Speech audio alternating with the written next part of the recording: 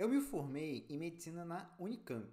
Lá, a nossa associação atlética era carinhosamente chamada de AAAAL, AAAL, Associação Atlética Acadêmica Adolfo Lutz. O engraçado da Atlética da Unicamp ter esse nome, né?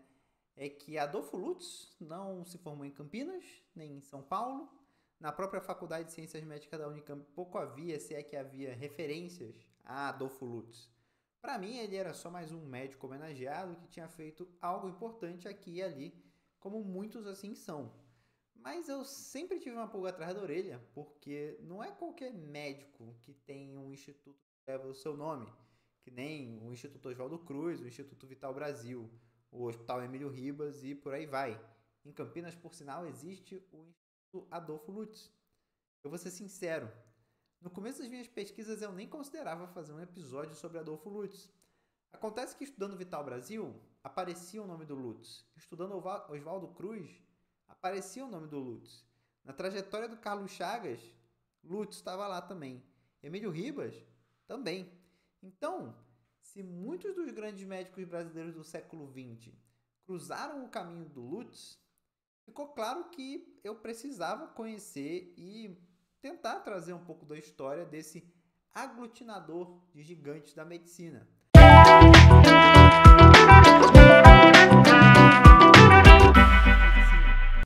Adolfo Lutz claramente não é, um nome brasileiro.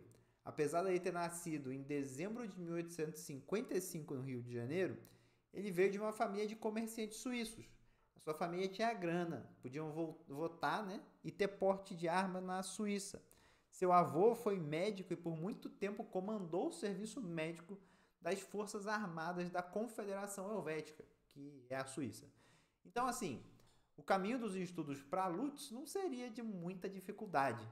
Quando ele tinha apenas 2 anos, a sua família voltou para a Suíça e por lá que Adolfo Lutz fez toda a sua formação. Estudou medicina na Universidade de Berna e se formou em 1879.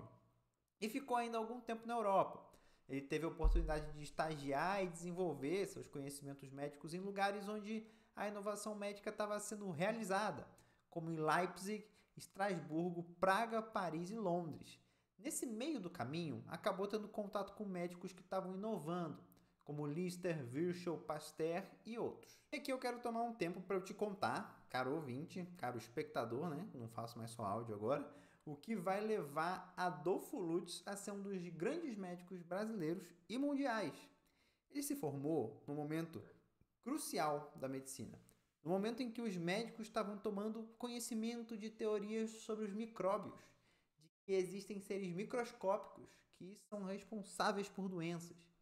Isso ia contra a teoria miasmática, que era dominante na época. E se você quiser ver um pouco mais sobre isso, vai lá no episódio sobre conceito de saúde e por que isso é importante, que eu falei sobre isso. Então isso ia contra a teoria miasmática e ia contra as doenças, a ideia de que as doenças seriam causadas por podridão, sujeira, mau ar, daí que vem o termo malária, e que simplesmente o contato com gente doente podia fazer você ficar doente.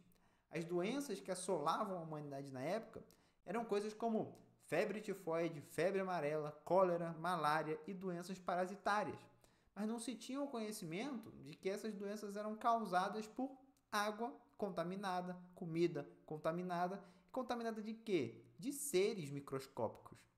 Outras dessas doenças também eram transmitidas por insetos, mas esse conhecimento de que insetos eram vetores de doenças ainda estava em discussão e só ia começar a tomar palco lá para a década de 1880. Discussão essa com protagonismo do Lutz aqui no Brasil.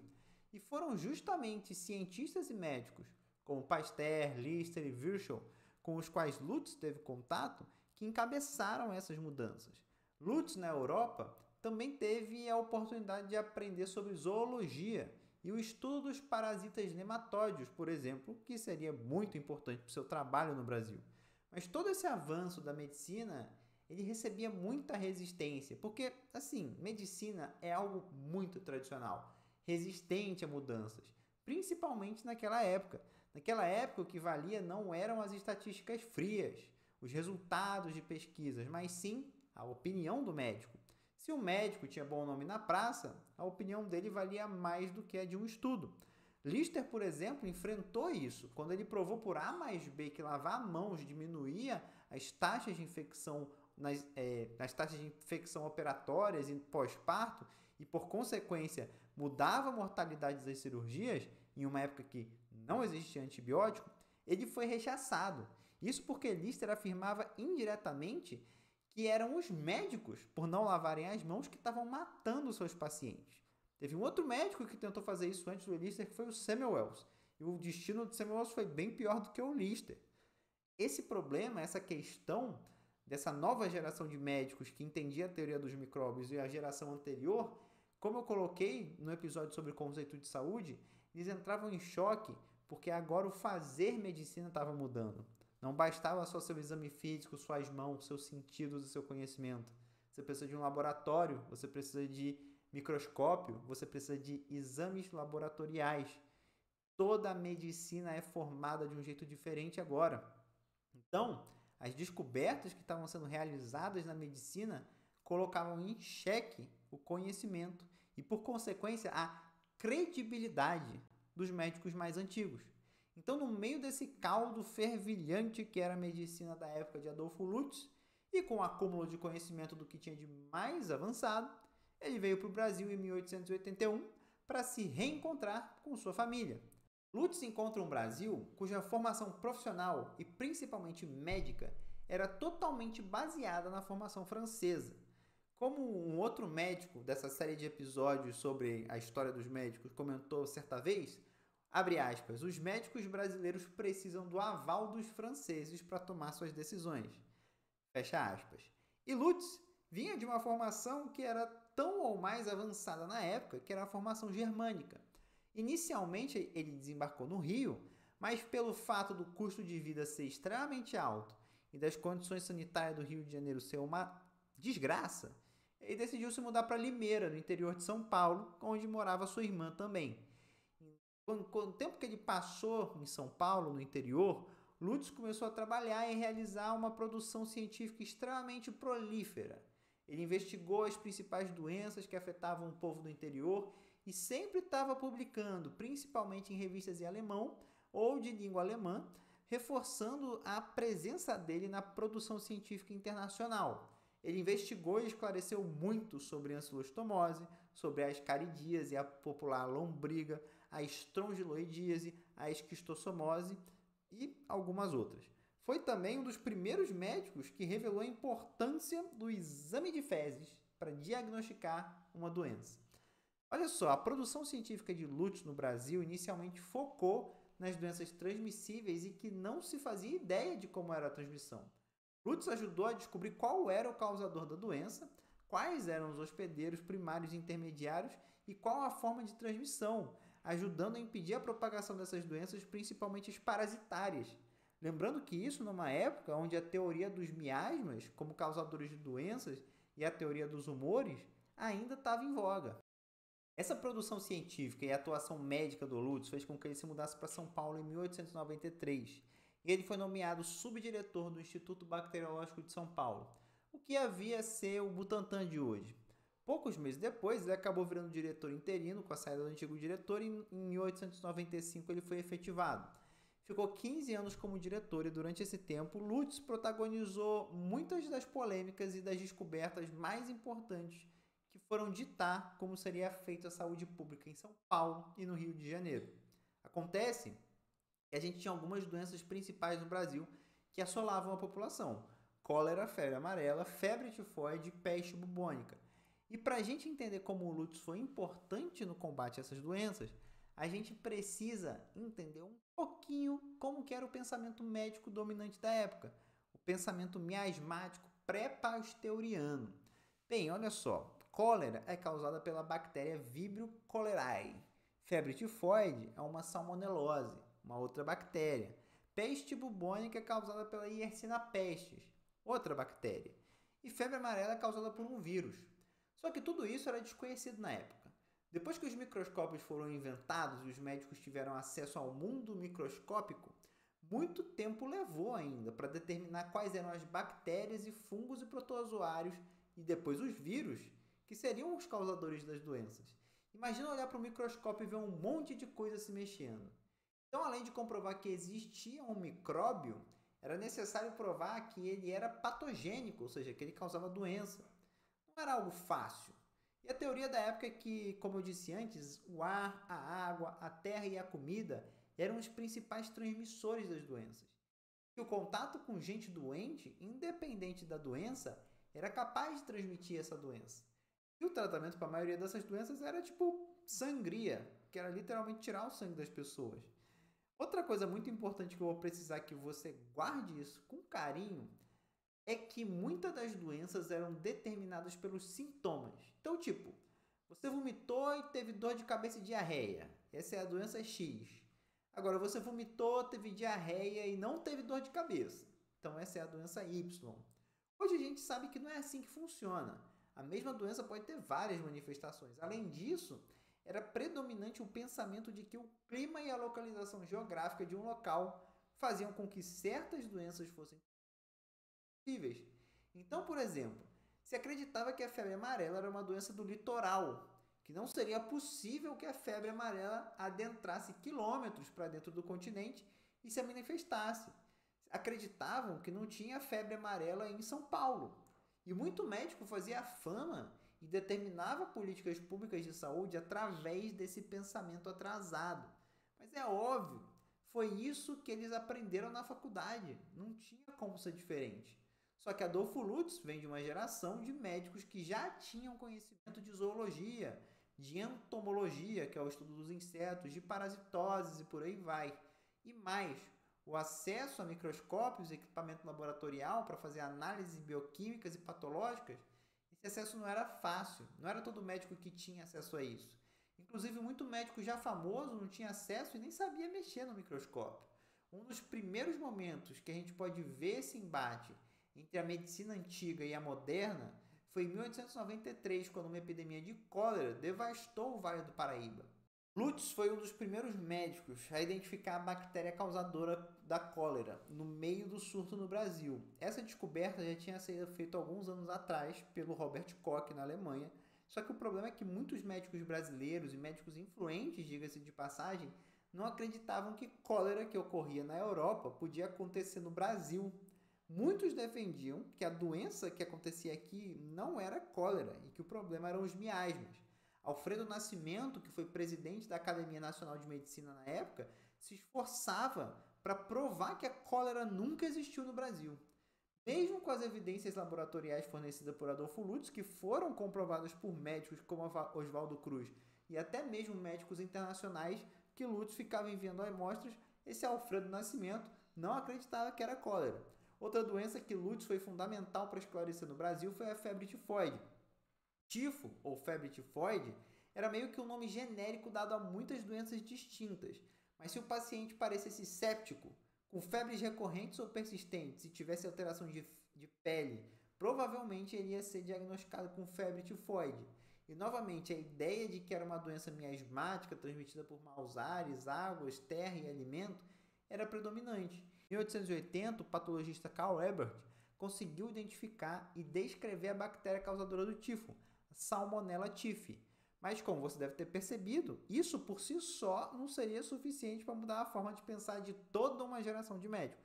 E para somar essa confusão, aquela ideia de que as doenças que aconteciam na Europa não poderiam acontecer no Brasil, muitos médicos brasileiros davam nomes aleatórios para a febre tifoide, a depender dos sintomas predominantes que cada paciente tinha. Então você encontrar artigos científicos ou livros, as chamadas febres tifomaláricas, febres remitentes, febres paulistas. O trabalho que Lutz fez no contexto da febre tifoide foi justamente realizar necrópsia dos pacientes que morriam devido a essas febres e isolar o agente causador, a salmonela. Daí para provar de vez que a gente estava falando, que a gente estava, na verdade, de frente a uma epidemia de febre tifoide e que todas essas febres aleatórias eram tifo, ele enviou material para o próprio Dr. Ebert, que descobriu a salmonela e que confirmou os achados do Lutz. Acontece que, devido a muita politicagem e mandos e desmandos de médicos tradicionais mais influentes, muitos médicos paulistas insistiam que a febre paulista era sim uma doença real e que era uma variação, uma variante da malária e não da febre tifoide. Lutz rebateu as críticas que recebia o tempo todo, lançou uma nota dizendo que seus colegas médicos que o criticavam, abre aspas, limitaram-se a artigos de jornais políticos, alguns anônimos, outros de autores sem autoridade. Não há uma tentativa de provar os fatos, autópsias e preparações microscópicas.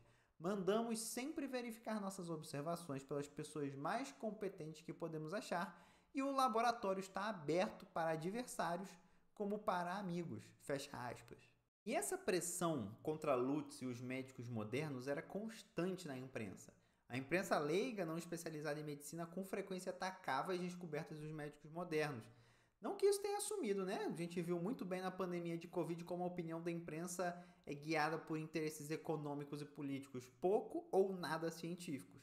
Para você ter noção de como essa treta de dar o diagnóstico certo para a doença era uma treta colossal, a Sociedade de Medicina e Cirurgia de São Paulo tinha reuniões semanais para discutir sobre as diversas febres que assolavam o estado.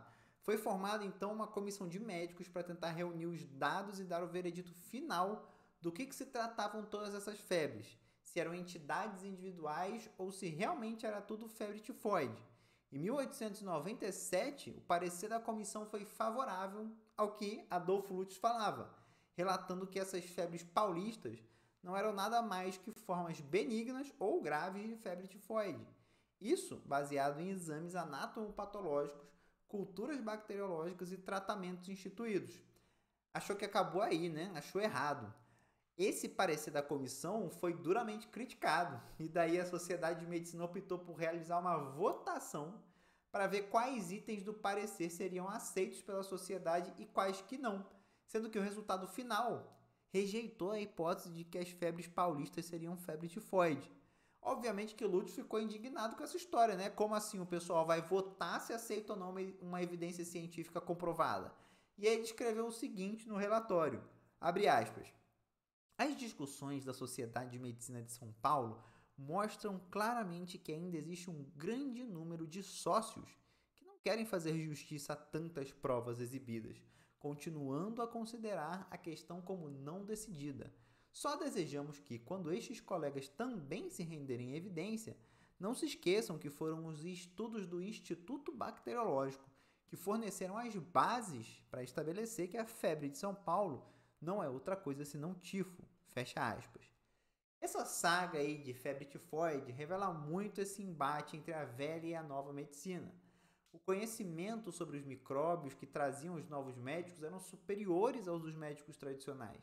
E esse conhecimento não estava baseado nas experiências de vida dos médicos que utilizavam argumentos de autoridade nas suas decisões, mas sim em evidências científicas testadas, retestadas, colocadas a provas e confirmadas.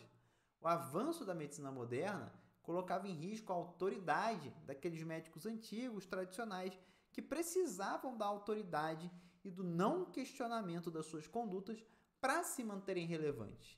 E aí você pode se perguntar, caro espectador, que diferença faz saber se é tifo, se é febre paulista, cólera ou qualquer outra coisa numa época que não tinha antibiótico? A questão, gente, é que, para além de políticas públicas da ordem de saneamento básico e vigilância sanitária que estavam começando a ganhar forma, e questões como, por exemplo, a quarentena, que era realizada com frequência devido à crença de que as doenças passavam pelo ar e pelo contato com o doente, uma nova forma de tratamento surgia, vinda do Instituto Pasteur, a soroterapia além das vacinas. Não confunda, pelo amor de Deus, com o charlatanismo chamado soroterapia de hoje em dia. O que acontece é que os médicos e cientistas perceberam que era possível produzir soros e vacinas através da inoculação do agente causador de uma doença em outro animal, como o cavalo. E daí você tem uma medicação efetiva para tratar aquela doença. Olha só, você injeta a bactéria num cavalo, o cavalo produz anticorpos contra aquela bactéria e você extrai os anticorpos do cavalo. E aí, isso é o soro. Aí você injeta esse soro na pessoa que está com a doença, que esse soro vai ajudar a matar a bactéria. O problema é que como você está pegando, sei lá, soro de um cavalo, que não é um ser humano, Isso pode causar uma certa quantidade de efeitos colaterais e alergias, né? Mas tudo bem, já era um avanço para quem não tinha nada. E foi assim também com o veneno de cobra e de aranha, por exemplo. A gente faz soro de veneno contra veneno de cobra e de aranha assim. E foi assim também com a peste bubônica, com o tifo, com a cólera e por aí vai. O principal é descobrir o agente causador da doença para começar a injetar esse agente causador no animal de grande porte e tentar produzir uma vacina e um soro para tratar. Surgiram nessa época muitos soros e vacinas aleatórios e aos poucos foi se descobrindo que grande parte deles não servia para nada. Por exemplo, existia na época vacina para peste bubônica, mas se você procurar no Google, você vai ver que essa vacina não existe mais, porque ela não funciona. Por outro lado, também tentaram produzir uma vacina para febre tifoide, mas essa vacina só foi realmente eficaz a partir da década de 70. Mas olha só, o principal aqui era que a produção dessas vacinas e soros, que era uma grande esperança da época pré-antibióticos, era que o crucial era descobrir o agente causador da doença. E em uma medicina tradicional, onde ora não se acreditava que micróbios causavam doença, ora se acreditava que a mesma doença era, na verdade, várias doenças com causas diferentes, como o caso da febre paulista, desenvolver políticas públicas, conseguir financiamento para institutos soroterápicos e até mesmo o ensino dessa disciplina nas faculdades ficava dificultado, porque essa medicina moderna que surgia, mesmo que baseada em evidência, ela não era hegemônica. E aí a gente chega no momento de destaque da carreira de Lutz, onde a cólera e o tifo dão espaço para febre amarela. A história da febre amarela no Brasil se mistura com a de Adolfo Lutz e a de Oswaldo Cruz, cada qual atuando no seu estado. Adolfo Lutz em São Paulo, Oswaldo Cruz no Rio de Janeiro. Aqui a gente vê mais uma vez as ideias conflitantes da medicina tradicional com a moderna. A febre amarela era confundida por muitos médicos paulistas com muitas outras doenças, como aconteceu com o tifo. Alguns achavam ser uma derivação da malária, outros achavam impossível a febre amarela acontecer em regiões que não fossem no litoral, porque seria impossível ter a mesma doença dentro do continente, por conta de questões geográficas. E daí, doenças que causavam febre, manchas pelo corpo, vômitos, icterícia, recebiam todo tipo de nome, desde febre icterioide, febre amarela, febre paulista, febre tifosa e até vômito negro. Levando em consideração que a gente estava numa época em que a microbiologia estava ganhando força e que toda doença se procurava um agente causador para tentar desenvolver um soro e uma vacina, isso também aconteceu com a febre amarela. Acontece que hoje a gente sabe que o agente causador da doença, da febre amarela, é um vírus. E apesar de os vírus terem sido teorizados em 1892, eles só foram visualizados a primeira vez em 1932, com o advento do microscópio eletrônico. E aí a gente tem um problema, porque os médicos faziam necrópsia em pessoas que morriam de febre amarela, em busca de um patógeno da doença. Eles encontravam várias bactérias, muitas delas que não são causadoras de doença. E aí tentavam classificar algumas delas como responsáveis pelas doenças, na busca de desenvolver um tratamento. E como a febre amarela dá icterícia e pode ocasionar vômitos e diarreias, buscavam essas bactérias no fígado, no intestino, no estômago. Só que a gente sabe que o trato gastrointestinal é cheio de bactérias benignas e inofensivas que fazem parte da nossa flora intestinal. Para você ter uma noção do impacto da febre amarela, Adolfo Lutz estimou que em um surto de febre amarela que teve em Campinas, ela matou 3% da população. Isso é o dobro do que a mortalidade de Covid, por exemplo.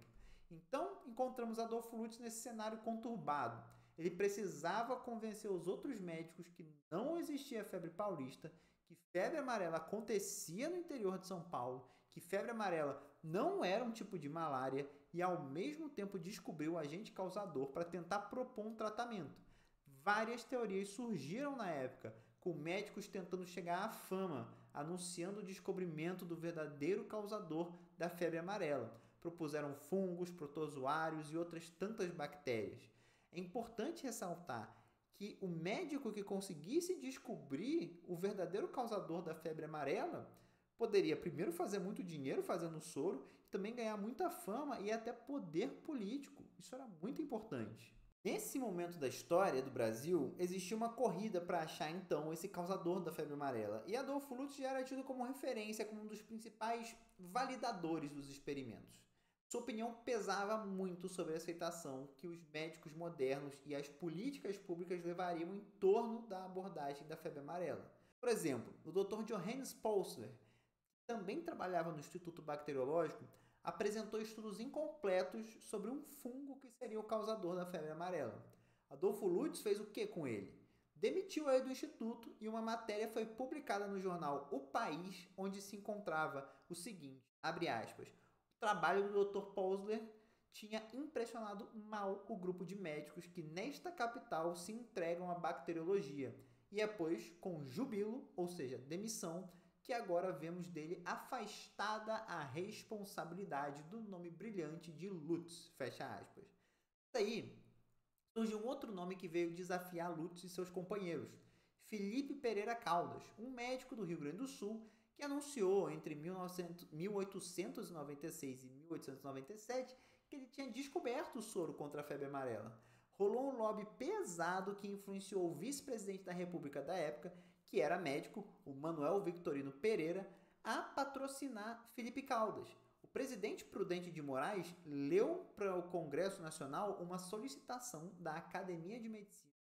Por unanimidade, solicitou ao governo que fosse feito um estudo em larga escala com a aplicação do soro antifebre amarela do Caldas.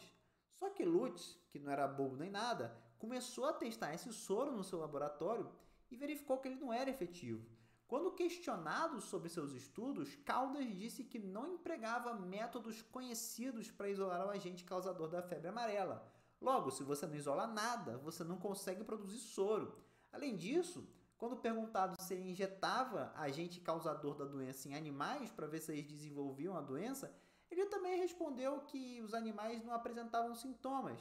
Estamos aqui, então, de frente para um dos casos mais bem registrados de charlatanismo levado ao extremo, onde o charlatão consegue, sabe-se lá, com qual objetivo, chegar até o presidente da República para emplacar o seu tratamento falacioso. Mas isso não foi suficiente para desacreditar o Felipe Caldas totalmente. Foi necessário uma outra descoberta para que finalmente uma luz fosse lançada, a descoberta da transmissão da febre amarela, e ela veio de Cuba. O Dr. Carlos Juan Finlay percebeu em Cuba que os casos de febre amarela poderiam estar ligados à transmissão através de mosquitos, principalmente pelo Culex, mas que posteriormente seria descoberto que é o Aedes aegypti. Essa teoria de Finlay, proposta em 1880, ficou 20 anos sem conseguir ser comprovada, mas médicos como Adolfo Lutz já estavam cientes dessa possibilidade. Ele já fazia algumas observações sobre pessoas ficando doentes em regiões com contato com mosquitos.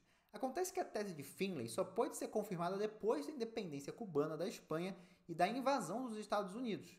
Quando os estadunidenses invadiram Cuba, começaram a ter muitas baixas relacionadas à febre amarela. Assim, formaram uma comissão médica para estudar a febre amarela e a sua transmissão, com noções já da teoria de Finlay. Em Cuba, essa comissão estadunidense fez vários testes. Por exemplo, colocaram pessoas saudáveis em um espaço onde teriam mosquitos que teriam picado pessoas com febre amarela. Daí, uma parte dessas pessoas usava roupas que protegiam todo o corpo ou ficavam em um ambiente telado, onde não entravam mosquitos. Outra parte era exposta aos mosquitos. Daí viram que quem era picado desenvolvia a febre amarela.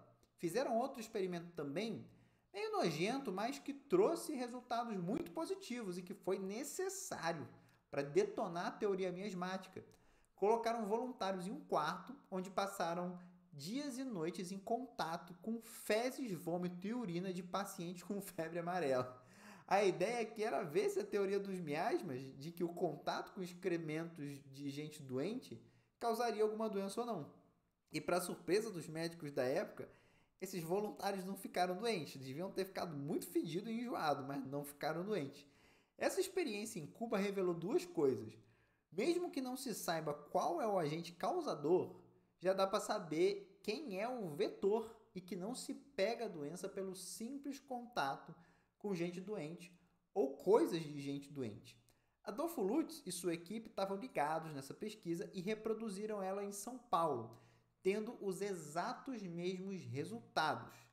E, assim, quando eu digo que ele reproduziu, fazendo tudo isso. Adolfo Lutz e Emílio Ribas foram picados por insetos com febre amarela. Eles entraram em contato com roupas, secreções, vômitos e tudo que você possa imaginar de gente com febre amarela. Eles reproduziram tudo lá em São Paulo. E quando ele foi convocado para auxiliar no tratamento de pacientes com febre amarela na construção da estrada de ferro que passava por Cubatão, não demorou muito para ele perceber a presença dos mosquitos ali, que apesar de não haver grandes reservas de água parada para os mosquitos se reproduzirem, ele identificou que é nas bromélias. E eu já fui fazer trilha em Cubatão e tem muita bromélia lá, é justamente nessas plantas onde tinha água parada e os insetos se reproduziam. Identificando o inseto culpado pela transmissão da febre amarela, também conseguiram acabar com aquela teoria de que a febre amarela não tinha como se desenvolver no interior de São Paulo. E veja, essas descobertas, elas são muito importantes, porque elas determinam políticas públicas. Por exemplo, antes, quando acreditavam na teoria dos miasmas, uma das formas de tentar impedir a febre amarela era realizando a desinfecção das pessoas e das coisas que elas tocam. Uma vez que está provada errada essa teoria, não tem mais desinfecção. Você não gasta mais dinheiro, tempo e recursos com isso. Além disso, provado que o inseto é o culpado pela transmissão da febre amarela, começa então uma campanha de caça aos insetos e que deu muito certo tanto em São Paulo como no Rio de Janeiro.